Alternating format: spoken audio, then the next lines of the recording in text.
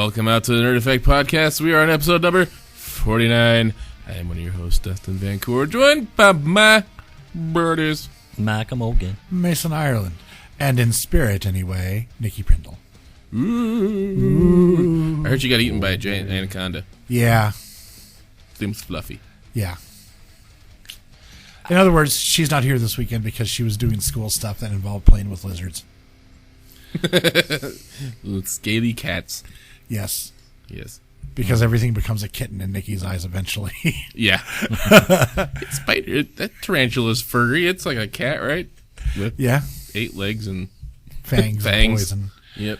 Well, tarantulas aren't poisonous. Yeah, they are. No, they're not. Yeah, they They are. just bite really hard. No, they have poison in their bites. It's just like a bee sting to a human. It's not very dangerous. But they have poison.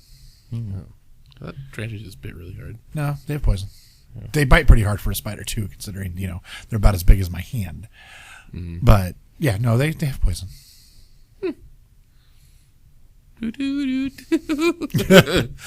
Starting off with the knowledge bombs. Yes. Well, this week we are gathered here to talk about the recent past and the distant future. Not so distant future. Not so distant future. Just depends on what scale you're using, I guess. Basically, we're 3 months in on what we're about ready to talk about. Yeah. And there's a whole nother 9 months to go. Yep. So we're going to talk about the year of 2015. just in time to knock somebody up. No. The year in 2015 in gaming. Some of the games that we're looking forward to. The hopes, the dreams. Some of them that are out that we would still like to play. Yes. Mm-hmm. And some failures. Yes. Want to just start there and get it out of the way? Sure, we can start there. The Order, 1886. Yeah. Let's go for the pros of the games first. It is graphically amazing. It's gorgeous. It is freaking gorgeous. The aesthetic is wonderful. They did a very, very good steampunk horror aesthetic. The transformation sequences for the Lycan are awesome. The steampunk sci-fi technology is really cool. Nikola Tesla as a badass. Yes. Well, he was anyway, but, showing him in games as a even more badass is pretty cool too. Yeah. I have to admit I got this from watching Angry Joe's review on YouTube, but when you're looking at the game, there's a sequence where they rappel down the side of a airship. Yes. Or an airship, to be more grammatically correct. And as they land on the airbag, their feet sink in and leave impressions on the cloth of the airbag. Amazing graphic fidelity in the game. Mm-hmm. Then there's the fact that it's basically a 4.5 hour movie with slight interaction. Yes. This is a great game for you if you like stealth sequences that have instant fail states when you are found. Have a lot of quick time events, especially when fighting boss monsters. It's not so much your skill of aiming and dodging and things like that. It's how fast you can tap X, Y, B, and A, or X, circle, triangle, square, for more correctly, because it is a PS4 game. Yes. But yeah, basically everything about the gameplay elements of it failed to make a really pretty tech demo. Yes. Kind of like PT was. Yeah. But PT didn't fail, though. It pretty much scared the shit out of everybody who played it. Yeah, but it was a trailer leading up to Silent Hill. Silent Hill 4? Hills. 5? Hills. Yeah. Silent Hills is Okay. this one. I don't know. I think it's 5 in the series. Okay. But there's been others. Right. Like spin-off games. Spin-off games, yeah. But PT is different in the fact that it wasn't a full, complete product by itself. It was partially tech demo, partially teaser trailer for an upcoming game. Right. So that's different. Yes. Yeah. Mm-hmm. So did I end up covering it all for everybody or someone? No, else? that pretty much nailed it. The only other thing I had was, it's PS4 only. That doesn't do me any good. Yeah. it's one of those games where I would have tried to, if it had worked and been a good game. Like, I'm not one for games have to be 60 hours long. Like, I don't mind 60-hour role-playing games that I can play, for an extended period of time, for a month or two, playing it, a few days a week, 2 or 3 hours at a time, Like, I don't mind a role-playing game like that that's 60, 100 hours long, but I'm not an advocate of all games must be that long. Like, but 4.5 hours is just too short for the storyline of a modern game. Like, and the thing is with Order, there's co-op, if I remember correctly. Don't remember. But it's co-op in the story, if there is. If not, it's a completely single-player game. There's no multiplayer component at all, really. So 4.5 hours is not worth $60 to buy out front. Like, like when this game's, $15 at GameStop, yeah, 4.5 hours, find a buddy with a PS4, take it over and, pass the controller back and forth and play it for a couple hours, But yeah, being that it's practically a movie, no, I want longer and I want better gameplay for $60. Mm-hmm. That $60 is a lot for an asking price. Well, that's $60 is your average game price. Nowadays. Yeah, but for a game that, that's like the big argument these days. I mean, if you were getting if you were fully satisfied with that 4.5 hours of experience, maybe it might be worth your $60. But right. It's like but the problem is like everything I've heard about the gameplay aspects of it, I'm not going to be right. Yeah, that's the problem. Yeah. So maybe what I'd say like $30 is like bare maximum. Yeah. Yeah. And from what I've heard, it's a one playthrough game. It's not no replay value. There's really no replay value at all. Right. Yeah. So, I mean, I'd probably be more satisfied, or at least as satisfied, watching somebody do an entire Let's Play of the game on YouTube. Mm-hmm. Mm-hmm. That's going to happen. Yeah. Oh, I'm sure they're already out there. I just haven't looked for them. I finally just started. I've been busy with another replay of a game that came out a few years ago called Skyrim. Which has several hundreds of hours worth of gameplay. Yeah. And the fact that this is my 5th or 6th playthrough and I'm still enjoying it, even though I know every nuance of the story. Mm-hmm. Yeah. So I'm going to bring this one up really quick. Do it. It is for the future, but Bethesda has announced that they are doing a full press conference at E3 this year. Yep. So it's not just going to, besides, Sony, Microsoft, Nintendo, which they're console manufacturers and they do make video games, especially make proprietary games, and especially Nintendo. Yeah. But they're more focused on their consoles and talking about games that are going to be good on their consoles, right? Or hopefully good on their consoles, right? And then there's this like Order 1886 happen. But but then there's also like EA and Ubisoft do press conferences, right? Well, there's now going to be a third game maker press conference with Bethesda. So Bethesda, I would like to put this out there. I'm thankful that you guys are finally doing a press conference because you're the biggest and best independent game maker there is. And I do consider them an independent because they are not beholden to shareholders. They are a privately owned company. They are allowed a much greater leeway on making games and making new IPs. Hence, Evil Within, Dishonored, things like that. Which, by the way, I've been playing. I'm on chapter 5 now of Evil Within. I've heard Evil Within's really good. And it is fucking cool. It's kind of like... I have to admit, I'm waiting for the Steam summer sale to pick it up for $20. I'll put it out there right now. It's like Silent Hill, Resident Evil had a baby, and it was raised by Doom. Kinda. Yeah. Yeah, it's almost like Silent Hill on rails. Like, cause it's you don't really have much of a choice other than to go particular directions. Right. But that's okay in some games though, because are they telling a good story by doing that? Yeah, it's a great concept. It's a great game, but it definitely whereas Silent Hill is more kind of almost open world, even though you do have to go to certain spots, but you have the choice to fucking run around all you want. Right. In Silent Hill, but But yeah, I would describe it as Silent Hill kind of on rails. Yeah. So, but it's really good, and it's fucking. Some of the scenes are absolutely demented, and Yeah. it's pretty awesome. Yeah. And that's the thing is Bethesda can get away with new IPs doing what they want with the IPs to try to make the stories that they want to make and then hope other people want to go along for the ride with them, which generally people do. Mm-hmm. That's why they can do this still. That's why. But then again, they also have their long-running series.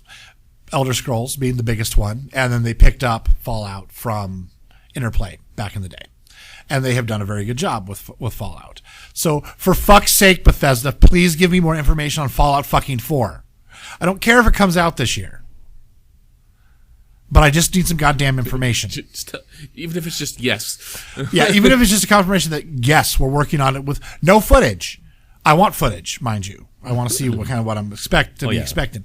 But if you just say it, I will have to clean the goddamn cum off my ceiling and go buy new pants. Okay? Wow, that escalated quickly. Very quickly. But I want more information on Fallout 4. If it's coming, if it's not coming, please tell me one way or the other. But please let it be coming because I really enjoy the Fallout games. And, for anything post-apocalyptic, Fallout has always done it best.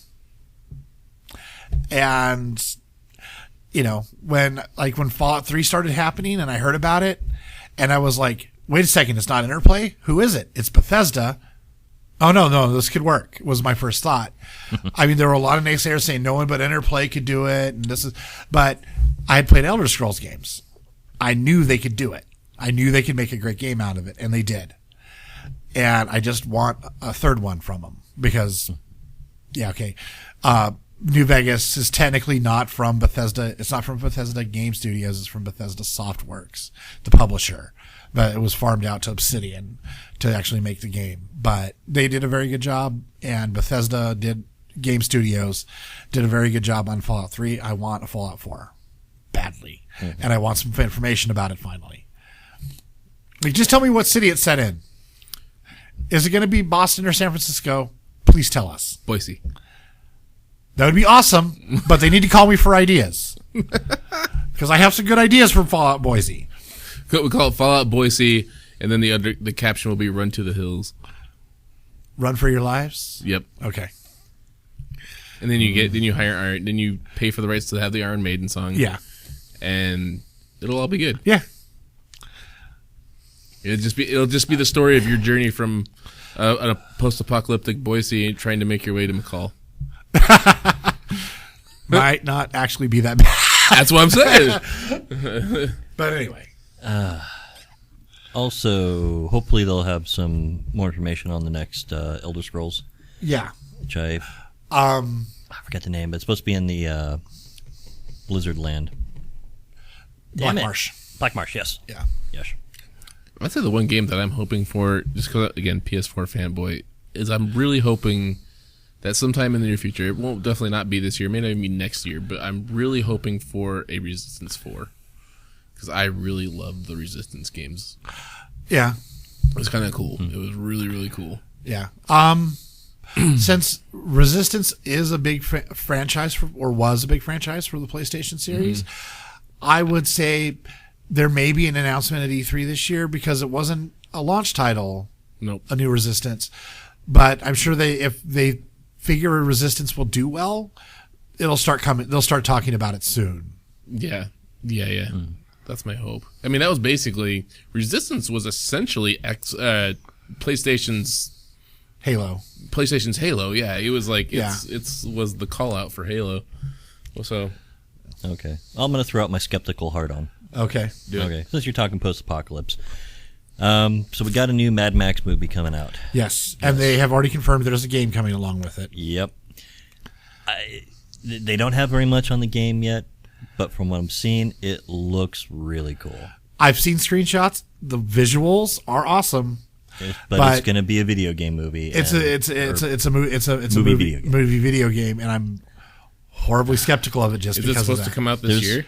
It's supposed to come out in tandem with the movie. Yep. There are rare gems where you have a good game come out for a movie. Yeah. But, it's just... I want to be excited for it, but I'm so afraid to. Yeah, exactly. I hope it's good. I hope that it turns around. They're like, oh my God, this is the best video game movie based on a movie ever. Mm-hmm. And that, that may excite me to go actually try it. But it's I've always wanted just a Mad Max game. Yeah. Yeah. So, I mean, that in itself kind of, yes. Yeah. But, it's not a movie. God damn it. Yeah. So, yeah. We'll have to see. Yep. Well, shit, they could have, like, 2 years ago thrown out a Thunderdome movie or a Thunderdome video game, and everyone would have been all over that shit. True. So. Oh, yeah, sorry. Go ahead. No. Yeah. So, I'll say one that's already come out for me that I want to play, is Life is Strange. Oh, yeah. Okay. A little bit of backstory. It's by Don't Nod. I think it's how you say it. It's a palindrome. It's DONTNOD. They're a French game maker. Their last biggest game was Remember Me, which it's hard for a lot of people to remember because it ended up not being that great of a game, unfortunately. I attempted to play it. It is a cyberpunk style game set in Paris. The aesthetics of the game were amazing. It was beautiful. It suffered from Order 1886. As far as the gameplay didn't live up to the story or the visuals. It was in this game. It was a melee-based game where you were, fighting hand-to-hand, or more correctly, it was a hand-to-hand based game because you were fighting with your fists and feet mostly. Ramps up in difficulty way too quick. Doesn't let you get a handle on it enough before you start having to fight really hard bosses. Like the first boss wasn't that bad. He was a timing boss. You kind of, had to wait for him to open himself up. Then you attack him for a moment, back off, run around and dodge him, wait for him to open himself up, go in and attack. The second boss is a timing boss, is a timed boss, where if you don't get something done in a certain amount of time, you just fail state. So I ended up putting the game down because it was frustrating me. But everything about the game was visually and story-wise was very, very cool. It failed on balanced gameplay. And even the gameplay wasn't that bad. It was just not very balanced. Life is Strange is kind of their pet project from that same studio. And it's a slice of life game where you are... Okay. You're playing My So-Called Life, but you can rewind time. So it's based in high school. You're playing a high school teenager. You happen to have the ability to rewind time. Without any explanation? I don't know if there's an explanation for it in the game yet. I haven't played it. Well. But it's short range, like short amount of time. You can't let it get. You can't be like 3 days later. Oh shit! I should rewind time. Too late. But like as an event happens, when an event finishes, you can rewind through that event and do something different. But in the long term, after you start making those choices, to either let your initial decision go, or if it's something you didn't have an initial decision in, rewind it and do something, or whatever. Time starts unfolding and the consequences of your actions become apparent throughout the game. So, it looks like, story-wise, it looks like it should be a very good game.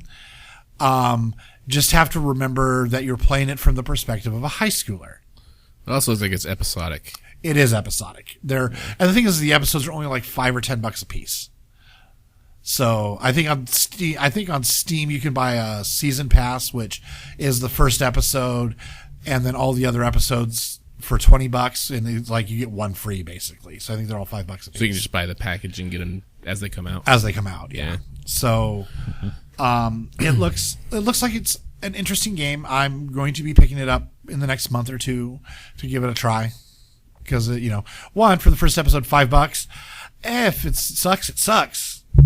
And I don't have to buy the second episode or on. But if they end up being good, $5 an episode, that's not bad for a couple hours of entertainment for each of them. Mm-hmm. So, yeah. Mm-hmm. Okay.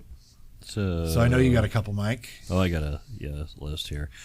Let's see. Which so for ones that came out already. Yeah. So Evolve. Yeah. I heard they got weird reviews. Like people either really enjoyed it or were like just completely let down. The majority of what I heard from it was awesome, but it's not going to last. Game Informer gives it 8.5 out of 10. Yeah. Which then again, Game Informer is also really big and could have been paid. But yeah. But anyway, your thoughts on it? I can see how it would quickly become a matter of just people are going to figure out the strategies for the game. Like you do this monster, do this with it, and you can beat the guys every time, or the guys can do this and do that and beat the monster every time. You know, somebody's going to come up with strategies, so they got to come up with some way to mix it up to keep it alive for long. Right. And yeah, and that's the thing is that they released stats after the first month or month and a half or 2 months or whatever it was that it had been out. And it was 51.5 to 48.5 in favor of monsters winning. So it wasn't, because one of the things about a game like that is you have to get it close to a 50-50 win rate, team versus monsters. Yeah. Otherwise, everyone's always going to be the monster, and no one's going to want to play the other ones, and we'll just quit out of the games if they don't get to be the monster, if the monster wins all the time. Or if the team wins all the time, if you're the guy shafted into being the monster, you're going to quit out of the game. Mm-hmm. So they have to keep it close to that 50-50 win ratio in the grand scope of things to make it a balanced game where it's fair to both sides. But the complaints I've heard about it are, as the hunter, you run around. Sometimes you get lucky and you run right into the monster and you can kill it. Because the monster's weak at level 1, but when it gets to level 3, it can basically trash the players, the hunter team. And then there's other times where you don't see the monster for 20 minutes and all of a sudden it comes at you and, it's the hunter's hunted. Because he's no longer trying to avoid you. That monster's on your shit because it wants to be there. Mm-hmm. So, yeah, it's kind of one of those weird games where, and it's a hide and seek. It is a hide and seek, and the part of the problem is that it can be 20 minutes of boring, and then you get your butt kicked, or it could be really exciting for 2 minutes, and the monster gets its butt kicked, and there's not much of it in between. That's the problem. Mm-hmm. I love the concept of the asymmetric games, and there's other asymmetric games that are coming out, such as Fable Legends, which I'm really surprised at Fable Legends because they're using the Fable moniker. Mm-hmm. It's not a normal Fable game. It's not an RPG. It's a asymmetric 4v1 dungeon crawl. That's 4 players playing, your classic heroes, the archer, the mage, the warrior, yada, yada. Mm-hmm. Versus basically a dungeon master. And there's set maps, but the dungeon master gets to pick the traps and the monsters and when to cue them and things like that as the adventurers are going through the dungeons. So I think that one actually has a lot more potential because I think there's probably more ways that the DM can manipulate things to keep it more fresh. Mm. Also, depending on how that goes too, if they somehow release later a way to develop your own maps, right, that would be kind of cool. Well, also the other thing is keep a fresh supply of maps coming. Right, and I think that's another thing that Evolve suffered from too. Is there's only 6 playable maps or something like that. 6 or 7, yeah. Yeah, it's horribly low. On the count. And there's a grand total of 3 monsters and 12 characters. Yeah, so I think that was the other thing that kind of suffered. And from. It's 4 classes, 3 people in each class.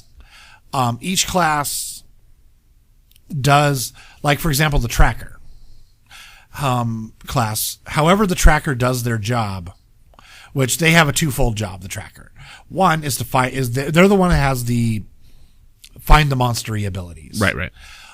They also lay down what's called the arena, which is something you try to trap the monster in so it can't run away from the other players. But after that, you kind of sit around and you can serve tea. You don't have much of a job once you throw down the arena. You shoot at it, but you don't do a lot of damage.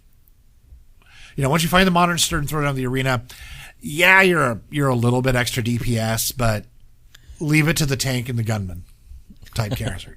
So basically, go out there, throw down the arena, and then tea time. Yeah. Would you like some tea with your machine gun? Yes, exactly. The healer's job is obvious. Mm-hmm. They heal. They keep the other characters alive. But basically each big archetype of the 4 archetypes has 3 different characters in it. And each of those characters goes about their job in a different fashion, which is cool. I mean, they're trying to keep it as fresh as possible with the limitation of 12 so far. So they've got to release new characters. They've got to release new monsters, and they've got to get them coming soon, or they're simply gonna lose their player base. They're just gonna burn out. Yeah. That's like what I'm hoping, like with Fable Legends, because Shadow something or other was going to be by Bethesda, or not by Bethesda, by BioWare, has already gotten shut down. Like they ceased making it. And it was going to be that same kind of concept of 4v1. I kind of want this model to work. It sounds intriguing to me. I've got to actually get a hold of a game to try it first, which sounds like it's going to be Fable at this point. Mm-hmm. Yeah. But Lionhead has put most of their eggs into this basket, and it's a free-to-play model game. They are expecting people to pay for cosmetics. Mm-hmm. Mind you, I am not opposed to free-to-play games. In fact, some of my favorite games out right now are technically free-to-play. MechWarrior Online, as everyone knows I love, is free-to-play. Dota 2 and League of Legends are free-to-play. I've started getting into League a little bit, because the community isn't assholes anymore. But these are good games. They are all 3 of these are solid games for what they do. Hearthstone is another example. By Blizz, it's basically Magic the Gathering Warcraft styled, but it's a solid, workable, functioning game that you don't actually have to pay anything for, but you can. The difference is that in Hearthstone, you're paying for packs of cards. It's like buying Magic cards. But you can still earn free packs by accomplishing stuff through basically doing dailies, because it's WoW based. Yep. But you can earn free packs that way and keep your collection growing, and you can be competitive and play. And like in MechWarrior, you can buy new mechs, you can buy paints and camouflage patterns to make your mech different than everybody else's. And, it's a good free-to-play model. The free-to-play model in Dota is you buy pretty, and the free-to-play model in League is you can buy characters, like you can buy mechs in MechWarrior Online, and you buy pretty. But it's not game-breaking. There's no exclusivity to the characters. Like, if you want to buy a Kali, you can buy a Kali for riot points or the influence points, which are the in-game one. It's the same Akali. It's just how do you want it right now for cash, or do you want to save up and earn the in-game points and then buy it? So it depends on the free-to-play model they use. It could be totally awesome. So yeah. So what's the one you were really excited about? The one really excited about? Yeah. Really excited about? Well, okay, I have to admit, I don't have one I'm really, really excited Well, the one you were talking about that you really want to play that's already out. Okay, yeah. So there's a Dragon Ball Z Xenoverse. Yes. Yeah, so Dragon Ball Xenoverse, right. Looks hella cool. Yeah. You're doing your own custom character. Nice. And that character is who you're playing throughout the whole game. Nice. And apparently it's in an alternate timeline that, from what it sounded like, it's going to be like you're playing through a timeline that happened before anything else happened, and then you're going to be going back in time. It's going to restart and be the Dragon Ball Z stuff going on. Just that's what the impression I got. Okay. But yeah, there's something time involved, and so that's how they're doing this whole story that never took place for Dragon Ball Z. So it's kind of wibbly wobbly, timey wimey. Yeah, very much. But just the fact that you can create custom players, and that you can go online and interact with other players and their custom characters. Yeah, cool. So there's a lot of cool stuff with that. And then it's Dragon Ball. I'm a Dragon Ball bitch. I'll admit it. Nice trunks shirt you're wearing there. Oh yeah, I forgot I was wearing a shirt. Did you see that they're making a new animated movie? No, they're bringing Frieza back. He's gonna be Gold Frieza, like some sort of. I'm sure. What is it? Evolution of Frieza. But they're gonna do another Dragon Ball Z movie. Cool. Kind of exciting. I would say as far two that immediately come up was one's already out, Dying Light, which kind of ended up being. I heard that one either got awesome. Again, that was another one that seemed like it got split reviews. Like it was like either absolutely amazing or what the fuck am I playing? And it was basically. I would say my favorite review of it was really short. Dying Light, what Dead Island should have been. Probably. Which Dead Island 2 is also scheduled for this year, which looks really fun. They've also basically, if you look at some of the preview stuff for Dead Island 2, they went fuck trying to be scary. We're gonna go for ridiculous. Yeah, we're gonna go ridiculous. Yeah, yeah. Basically, Dead Rising. Yeah, but in first person. Yep. But they're also making a Dead Rising movie, which will be going right to download. But it looks hilarious. Let's see here. So yeah, Dying Light. That was one that came out that had a lot of hype. That kind of seemed, again, it was either basically free running with zombies. Yeah. Some of the complaints I heard about it were the control scheme was a little bit the control scheme stiff. was a little weird, and for the PC, it was the frame rates were random. Interesting. Well, like, okay, draw distances always matter when it comes to how much shit can be put on a screen, right? And your graphical fidelity and whether or not you get pop in and all this stuff. But its performance level, like on a PC, was horribly inconsistent. From video card to video card, and the thing is like just moving a slider like one step down may total like one slider, like moving your shadow quality down or your anti-aliasing down one step may solve all of your problems. But on another machine with a different video card or a different amount of RAM, you may have to do 5 different adjustments to get the same frame rate out of it. Like, it was horribly random. Interesting. And also some people were like, why does my stick break so easily? Like your basic weapon that you start with, like the hatchet, it breaks in so few hits. And it shouldn't. It's a freaking hatchet. You should never have to repair the damn thing.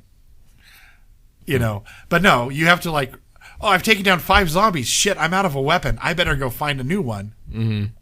They went too far on the whole repair your shit survival horror side a little bit. Mm. You know, it's like, I get running out of ammo. I mean, like, I don't understand the gun breaking. Yeah, it's modern firearms are pretty damn durable. Yeah, once you ran out of ammo, you should be able to use it as a melee weapon. Yeah, or my trusty hatchet should still be not broken. Yeah, especially if it's made from all metal. Oh yeah, especially if it's like a modern combat modern combat tomahawk. That shit don't break. Why? Solid piece of steel. Yeah, that runs from metal top to bottom. Yeah. It's a little dull, but that doesn't stop it from going through zombie skull. Yeah, it's nice. How'd you think I dulled it? You know. But yeah, overall, I've heard really mixed reviews, and I know I'm not going to play it, but there's a very good reason for that. I'm tired of zombies. Move on to the next horror creature, people. I love zombies. Just because they're fun to You beat know, up. go back to actual vampires, maybe, Or if you're gonna do- werewolves, or Or if you're going to continue ghosts, or something. Just no more zombies. I'd say if you're going to continue with the zombie thing, the games that got it right as far as being a serious, like DayZ, I think got it right as far as being like a serious game. Yeah. And then even the Telltale games that they did for The Walking Dead. Walking Dead series, those were really good. Yeah. But if you're going to make a modern zombie game anymore, go ridiculous, because that's going to, Yeah. like, as far as that goes, Dead Rising got it right. And that just massive. Strapping chainsaws to the end of a kayak paddle. Yeah. Yeah, that kind of shit is just amazing. And then, good times. Good times. We need to go back to Killer Tomatoes. Yes. Attack of the Killer Tomatoes. Oh yeah. As the other game that I was going to bring up was Bloodborne. Super excited for that. Again, kind of like this Victorian era Steampunk. steampunk Yep. Silent Hill meets or Dark Souls. Dark Souls type. Yeah. Basically said it looked more like Dark Souls as far as gameplay, but to me it looked kind of more like a Dante. Devil May Cry. Devil May Cry is kind of what it looked like to me.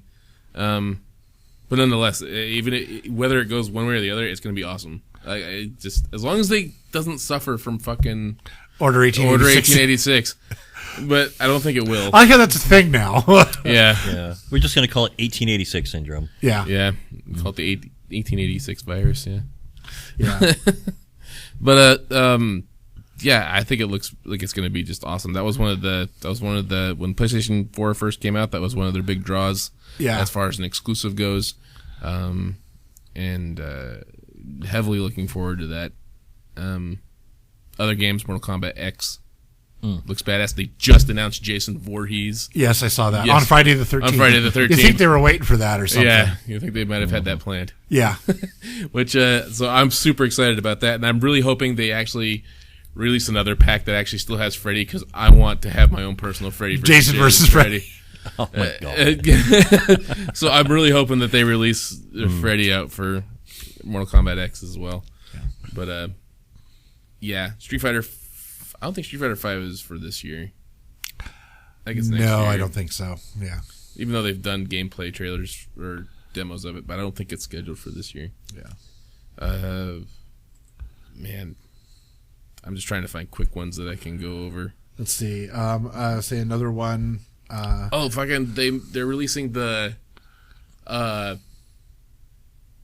Borderlands, like Tales from the Borderlands. not even that, but they're re-releasing all the prior ones as like a $30 package. Yeah. The Handsome Collection. The Handsome Collection. Yeah. And they're gonna have 4-player in living room Yeah. gameplay, which I thought looked fucking badass.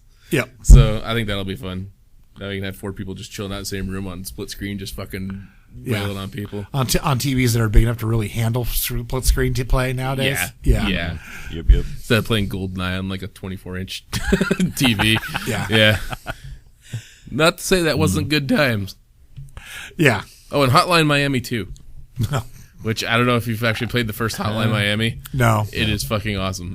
It's just completely, just imagine. Remember when Grand Theft Auto was just top down? Right. It kind of like that, but 8-bit and fucking insane. Yep. Anyway, those are my quick ones. Yeah. I got a couple more on my list here. So there's Final Fantasy 15, Yeah.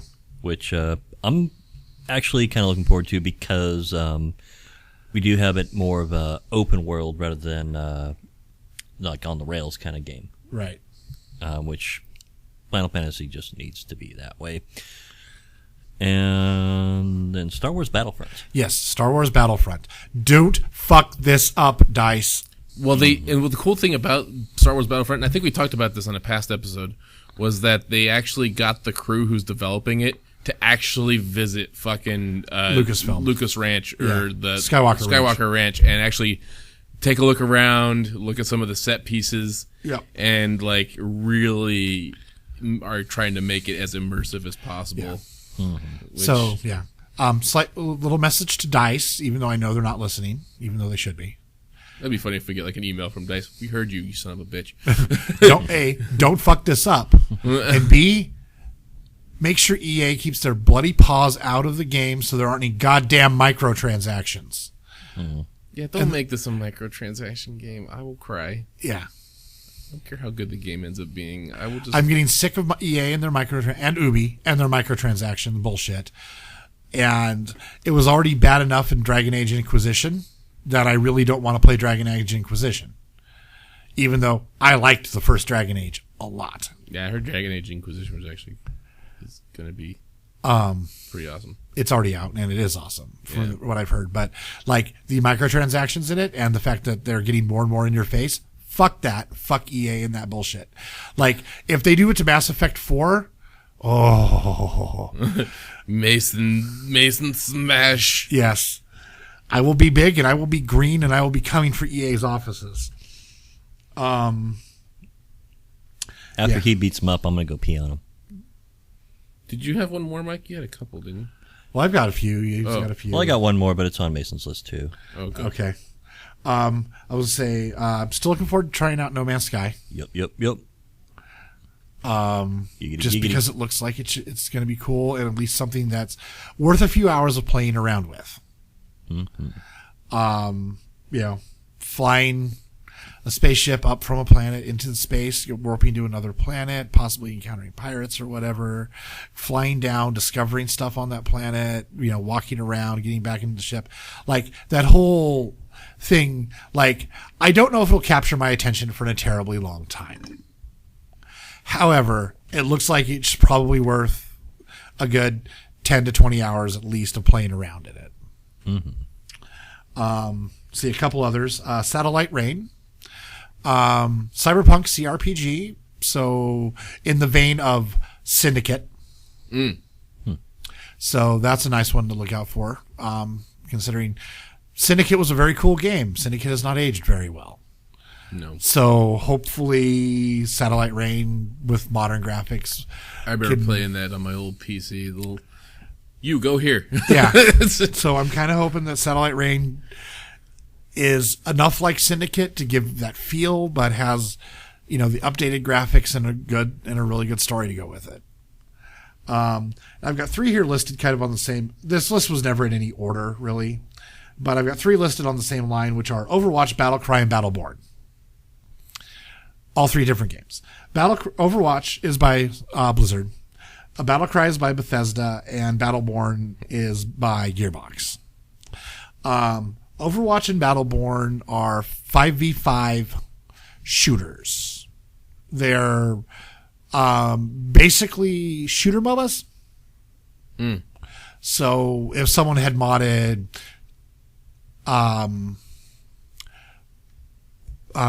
say Half-Life 2 instead of Warcraft 3 to make the MOBA. Is kind of the idea behind them. I have a feeling Overwatch is going to do better than Battleborn. And that's because Blizzard does take a lot of time and care in their games. That's because they're still raking in money. They always have. I know. And then Battle Cry is by Bethesda, and it's a 32 versus 32 brawler. It's like an arena brawler with 32 people on each side. No super long range like sniping weapons or anything, but there's some ranged weapons, but it's more up close and personal than a lot of gun games are. So that looks pretty cool too. And they're all free to play. So you're going to be paying for hopefully skins to make your character look different. And hopefully not pay to wins. So yeah. And then another free-to-play game that's on the list is Dreadnought. I think I've seen Dreadnought is the trailer for Dreadnought is great. It comes in, there's these fighters talking, and they're talking about they're getting on target and stuff, and okay, well they got an anomaly coming in behind them. What is it? And then they're just knocked out of the sky as this big old dreadnought, a big old huge ship, just comes in and out of like a warp gate and just like slams into the fighters, and the people in the dreadnought are like, "What was that? I don't know. I think we might have hit something." But in Dreadnought, you're playing as a big like fleet ship. You're not the plucky one man fighter, going up against the big ships or anything. No. One of the carrier's attacks is to send out a squadron of ships, and like point defense on the enemy ships can shoot them down to lessen the damage they do, type thing.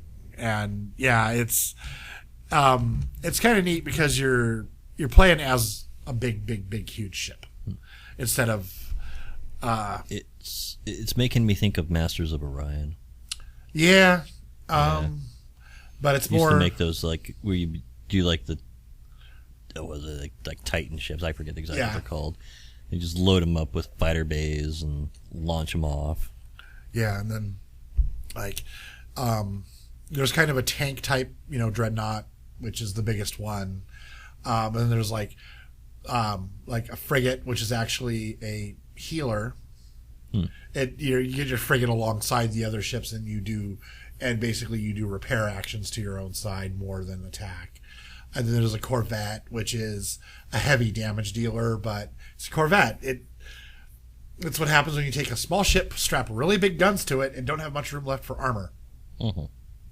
So, but yeah, so Dreadnought looks interesting. Definitely give it a try when it comes. I'll definitely be giving it a try when it comes out. All my Corvettes red. And I'm gonna little prints for your brain there. How Yeah. about that? You love me. And then, let's see, another one is Torment, Tides of Numenera. Based off a relatively new role-playing game called Numenera. It was a Kickstarter game, so we'll see how it happens. We'll see what happens with it. But as they specifically said from the get-go, they wanted to make it the spiritual successor to Planescape Torment. So if they can pull that off, it's going to be like the greatest CRPG of the year. Boom. And then my number one, the one I'm actually looking most forward to this year, mainly because I know we're not actually going to see Fallout 4 or Elder Scrolls 6 come out in 2015, is The Witcher 3. Which I heard is really hardcore. Yes. Like Bethesda does, CD Projekt Red has delayed this game multiple times to polish it more. However, I'm currently crying because my current video card cannot run the game. It is below minimum spec. Womp womp. Ow. However, my video card is also 4 years old. 5 years old, something like that. It's been around a while. It's a GeForce 550 Ti. They're now on 980s. Or they're now on the 9 series, and this is a 5 series card. The minimum requirement for Witcher 3 is a 6 series card. 660 to be exact. Actually, I think I might have a 660. Okay. Weird. Okay. I'll say the rest of your computer probably can't handle it. Oh, no. Not a chance. But yeah, it'll be a good fitting conclusion from what I've heard to the Witcher series. It looks gorgeous. And if you want to play it correctly, you're going to need to go buy a really high-end PC. Because its graphics are unforgiving.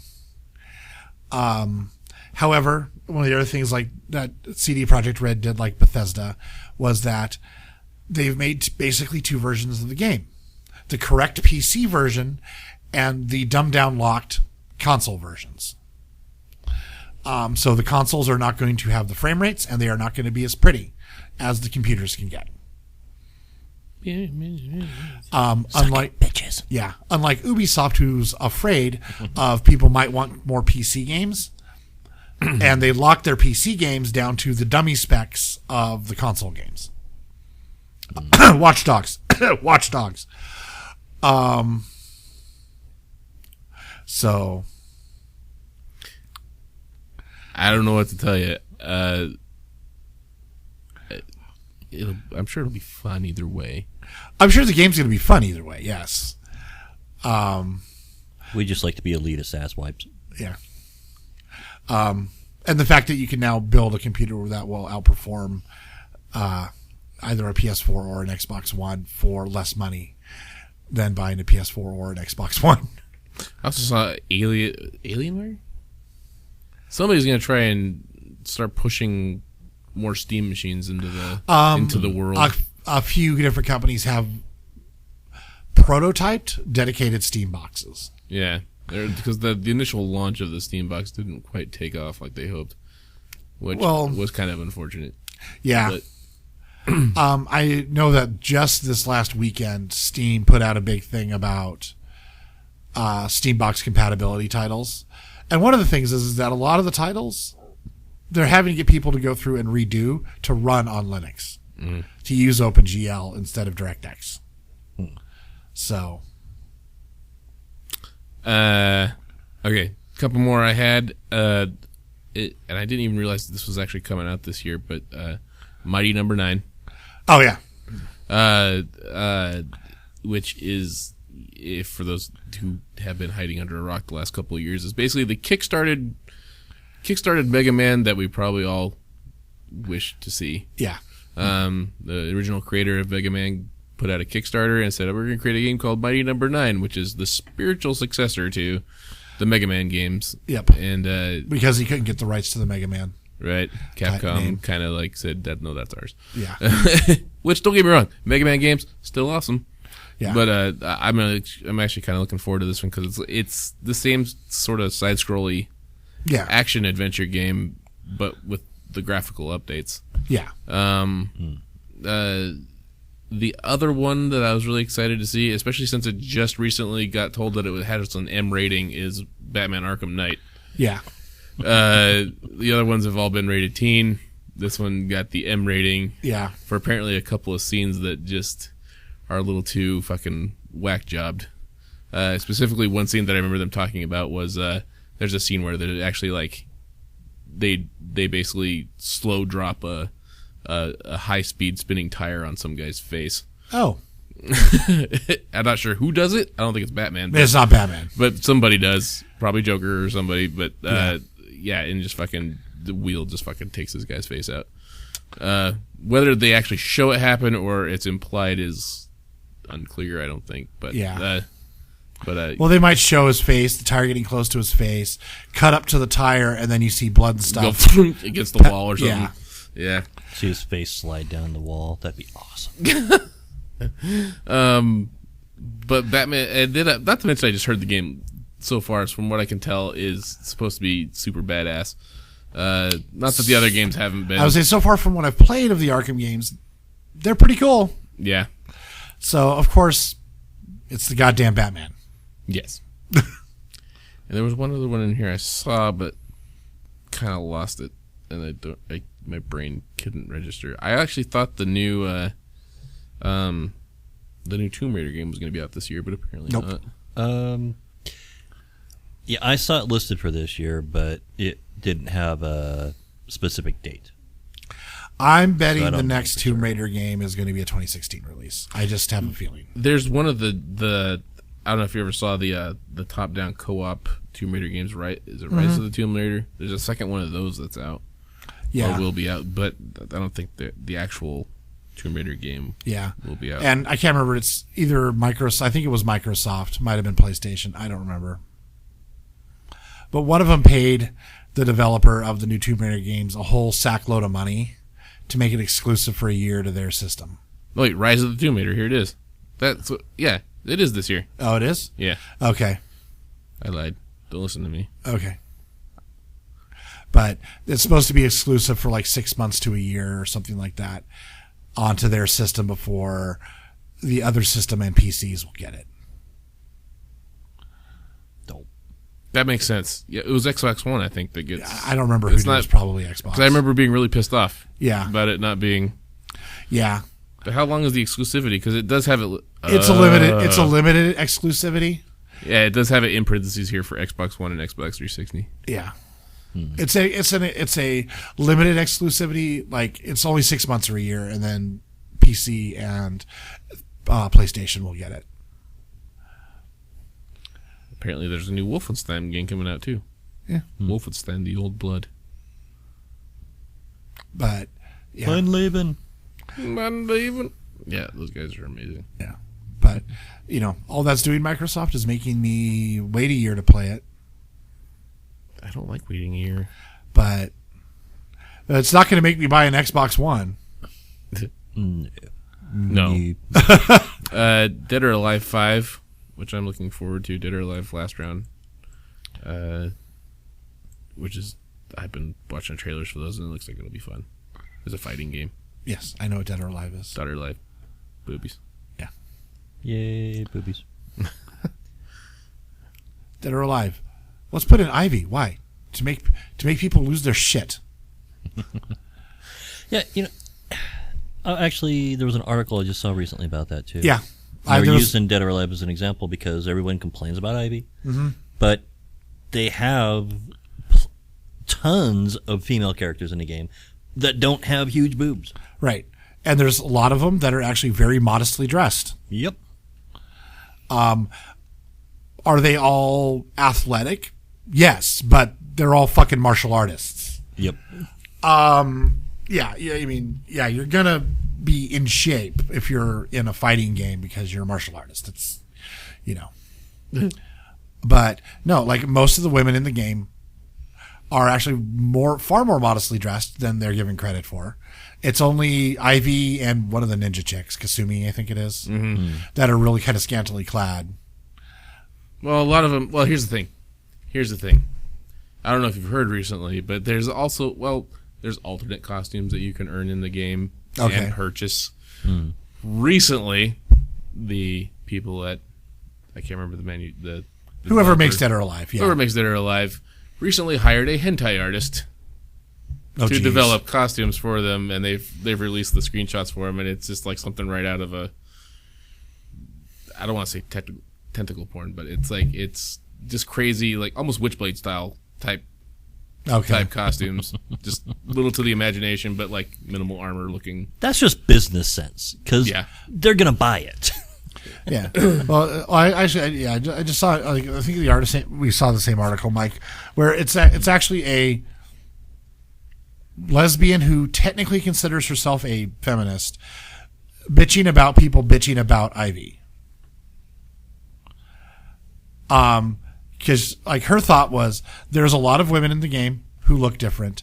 There's a lot of women in a lot of games who have different body types. And then she goes off on like how people always rag on Princess Peach for always being a damsel in distress.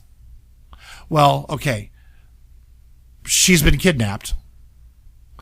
So she's not able to defend herself because, you don't let kidnappees into positions where they can defend themselves if you want to keep them around. It's kind of the point. But, everyone in the Mushroom Kingdom is making a big fuss about finding Princess Peach. They like her. She's a beloved ruler. Like if you look at her, like she's actually a very good character, whereas Mario has no goddamn personality. Which is true. Mario doesn't get much of a personality. Luigi has more of a personality. But he's He's Mario. Well, yes, but if you look at him, Mario does not get a lot of personality, and Mario's even been the damsel in distress before. Like he's missing in Luigi Party. Mario is missing. Yeah, and I believe in Luigi got his own in all of the Luigi games, Mario is missing. He's going to find his brother. Right. Yeah, but yeah, it was actually a rather good article because, like, she's basically saying, there's room for all types of women in video games. There's room for big-breasted women. There's room for small-breasted women. There's room for athletic women. There's room for girly girl princesses. There is a game straight up on PlayStation called Fat Princess, which is not the best example, quite honestly. But yeah. But I'm just saying, that option's there. Yeah, but the thing is that there's, like her point is that, they like the people who try to like target companies and try to get them to change their female characters only target the female characters that are the ones who bother them and ignore the others. They don't want someone to have a counter argument. So it was kind of an interesting article, especially since it was written by a lesbian feminist. Mm-hmm. And like she straight up said in the article, she's like, I don't have big boobs. I'm not tall. I'm not leggy. I'm short. She was like, I don't look like these women, but I don't care that these women are out there. And she's like, I've lived, I live in the real, she's like, I live in the real world. I've seen women of all different body shapes, and, what's portrayed by Ivy isn't necessarily common, but those women do exist even somewhat naturally. It does take working out to stay in that kind of shape. And yeah, she's a little exaggerated, but she's a video game character, and all video game characters are exaggerated in one way or another. Boob physics. And boob physics. But I still remember the very first Dead or Alive games where they didn't even move side to side. They just jiggled up and down. Just up and down. That's all it's. But, her whole thing was basically calm down, take a chill pill. Yeah, pretty much. So. Yay, boobs. It wasn't yay boobs. It was calm down and take a chill pill. Okay. And yay boobs. The article was calm down, take a chill pill. I'm saying yay boobs. Okay. After I calm down and take a chill pill. Yes. Okay. Maybe before and after, Mike is kind of yay boobs all the time. All boobies, all the time. Where is this? And I'll subscribe to your newsletter.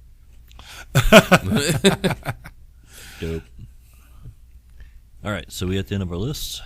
We're at an hour. Okay. So we got a couple of responses on the old Book of Faces. All right. Yep.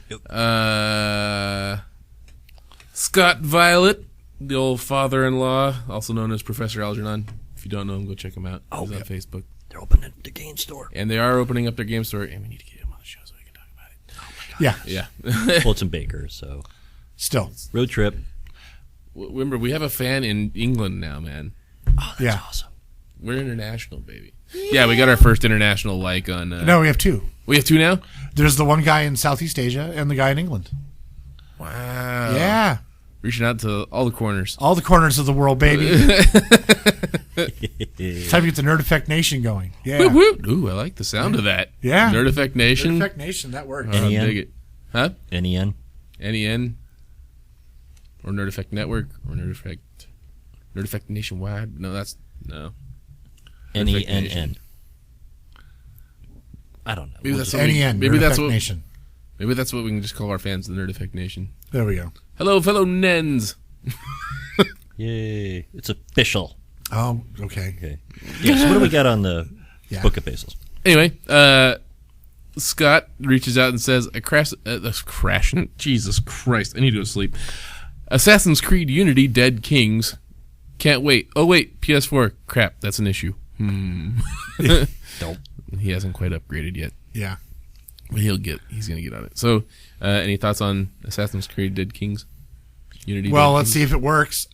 Hey-oh. Lol. I was looking forward to Unity. I thought it was from what they said about it, looked like it was going to be pretty good.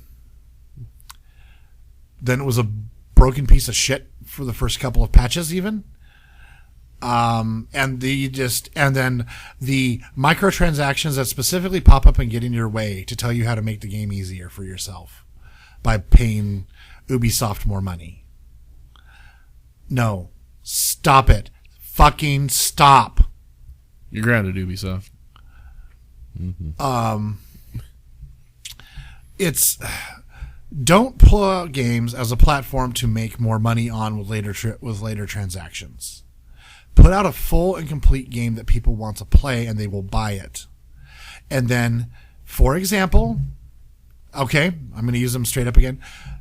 Make DLC like Bethesda that people want to play afterward. like Skyrim has Dawnguard, and Like right now, I'm going to tell you right now, I'm going to miss the BioShock series horribly. Yeah. I think they're done. developer shut down. Yeah, And 2K Games was publishing it.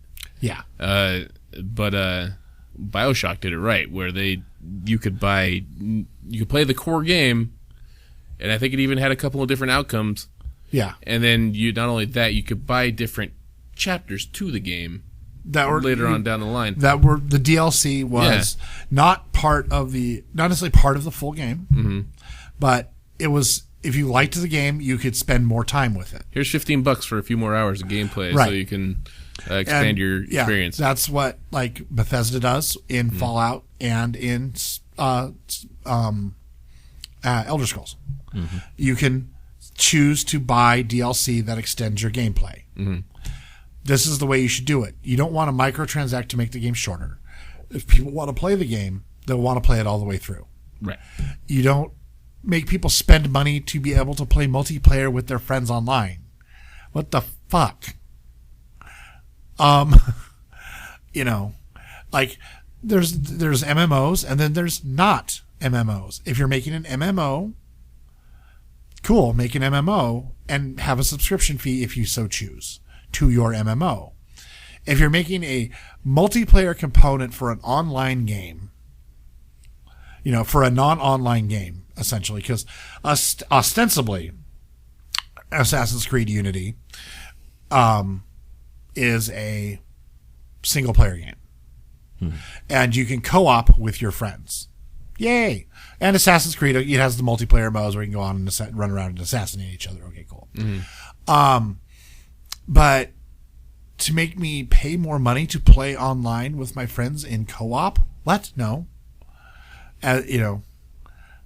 No. Like that's not acceptable. That's not an acceptable microtransaction. That's a pay gate. There's a difference. If I want to have a green jacket instead of a blue in multiplayer, sure, but make me pay for that. Whatever. That's cosmetic. And if I really want the cosmetics that bad enough to pay for them, I'll pay for them. If I don't, I won't. That's what the same thing like fighting games are doing. You just pay for an aesthetic. Yeah. It's like for a long time I did not really put a lot of money into MWO. Now I have officially put $45 into MMO or into MWO. So in 15 more bucks I have paid for a game, in my personal opinion. Well, and you're putting money towards a developer that you believe in. And I'm putting money towards a developer I believe in. I have bought mech bays so I can have more mechs. I have bought a couple of mech packs, which are a group of the same chassis, so you get all the stuff you need basically to master the chassis. Yeah. Giggity. So basically you get it all the skills traded out and everything, so you're at basically full fighting capacity with it relatively quickly. And then I've bought a couple of colors to make myself look a little different than everybody else. But I've, not overly spent on the game. I'm by no means a whale. Right. And you'll never catch me buying this was before PGI got away from IGP. I know the acronyms are similar. But IGP was the original publisher of MechWarrior Online, and PGI was the developer. PGI is now developer and publisher. IGP were a bunch of money-grabbing jerkbags.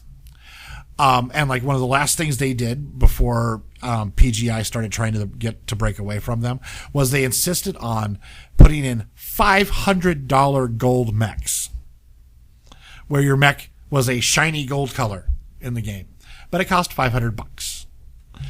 Make it rain. Yeah, pretty much. There were some whales who bought it. The sad so they thing could is, You will never- run around with a gold mech, waving their dick. Yep. And getting it shot off. Because whenever, the only time I saw one of those guys play one of those once, and he was on my team, and it was the only time I seriously considered team killing. Like intentionally team killing. I've killed people on my team before, but not on purpose. It's because they like ran between me and my target, and I shot a laser. It'd be funny if they like if when they roll into your view screen, like if the song "Riding Dirty" came on, Yeah, they see me rolling, they hated. hated. It was like, yeah. Yeet. Boom! I'd be like, eat my Gauss rifle. are there any perks to it other than the skin? No. No, just you don't get like an added it's armor a class or anything like that. It's a prime version because they were clan mechs, and there are certain mechs that are called hero and champion mechs on the Inner Sphere side, which get bonuses to the rate at which you get XP and C-bills with them. And the clan version of that is the prime variants. And those gold skins were on prime variants. So you got a bonus to how many C-bills you were getting along with having the gold skin. But you could also get a non-gold prime variant for a whole lot less money. Of course. So, no, the only real advantage was just you got to be gold. Jesus. We did have one other one here. Okay. Shane Vozar, who actually lives in Baker. Okay. Friend of Scott's, says the new Mad Max movie. Which I'm guessing he means the game. Yeah. Mad Max, the movie, the game. Yes. Well, when I first heard about Mad Max, I thought they were making a game because I just saw a thing about that. And then I found out, they're making a movie. Fuck yeah. Yeah. So, I have to say with the movie, I'm going to go see it. Mm-hmm. In fact, we'll probably end up, yeah. going to seeing it together because, but I am worried because for the movie, because of how classic the original Mad Max is. But however, they've got some pretty good talent acting in this movie. Mm-hmm. So, let's face it. Like I was talking a couple days ago to some friends about the newest RoboCop movie. Mm-hmm. One of the things you can't fault the new RoboCop movie for, and I've heard some people fault the new RoboCop movie. Overall, I enjoyed it, but they faulted it for not basically following the original one step for fucking step on the plot, which they added more plot to the new one. Wasn't hard. The old one didn't have a lot of plot. It was mostly Robot Man shooting other things. There was actually more plot to this one. Like he gave a shit about solving his own murder. But on the new one thing you can't fault the new one for at all is the special effects. They're way better than the original one. It does look kind of like one of those ridiculously awesome movies. Yeah. And Mad Max, from what I've just seen in the trailers, you ain't going to be able to fault it for the costuming or the special effects compared to the old one. It looks badass. Yeah. And I still have a hard time believing that the bald chick Scarlett Johansson, but it is. So. Boing. Alrighty. All right, man. Are we done? Sure. We should kill this one, yeah. Okay. Well, that's kind of our short outlook into the year of 2015 as far as gaming goes. There was a bunch of stuff we didn't mention. Primarily a lot of stuff on Nintendo, probably. I hope Nintendo has a good year. I really do. Well, there's like Mario Maker. Yeah. I think there's a new Pokemon coming out. A new Zelda. Mm-hmm. I hope Nintendo has a good year. I as much as I don't have much interest in Nintendo games nowadays, I don't want Nintendo to go away because they were part of my childhood, and their games are family friendly and a good place to start as a gamer. Yes. Even if they are 5 years behind on their technology. But a 5-year-old's not going to notice that much. No, they're not. So, yeah. So I really don't want Nintendo to go away. I really support the Nintendo's continued existence, but I don't have any reason to spend money on a Nintendo because the only game of theirs I really want to play right now is Smash Brothers. And if someone had Mario Kart, I'd rock some Mario. Mario Kart 8 is... Yeah, I mean... It's pretty fun. But I can't justify going out and buying a Wii U for 2 games. No, I agree. So... All right. Well, on that note, we'll end it there. Thank you again for joining us on another fun-filled episode of the Nerd Effect podcast. All right. We have been Malcolm Morgan. Mason, Ireland. And I am Dustin Vancouver. Nikki, we miss you. And for those about to nerd, we salute you.